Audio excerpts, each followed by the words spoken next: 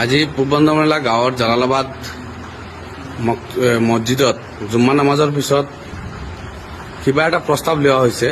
এই বিষয়ে গাঁৱৰ মুৰব্বীয়ানে কি কয়?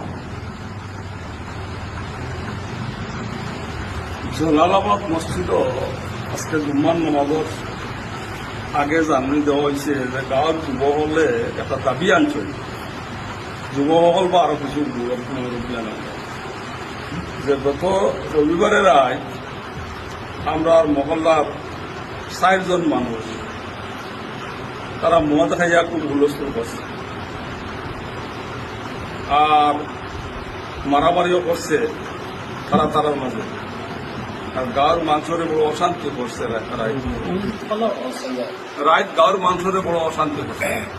এটা নিয়ে আজকে যুবকসকলে দাবি আনছেন মহমুদুদ্দানের কাছে জুম্মার নামাজ করে যে এটার একটা ব্যবস্থা হইতে লাগে। আমরা বলতা ইটার জরিয়ায় যারা মদ খাইরা তারার জরিয়ায় আমরা পালা উল্টা নষ্ট হয়ে দিবা যদি এটার সামাজিকভাবে একটা ব্যবস্থা লওয়া হবে। সামাজিক ব্যবস্থা লওয়ার গিয়া আমরা সারাই মিলিয়া আলোচনা করিয়া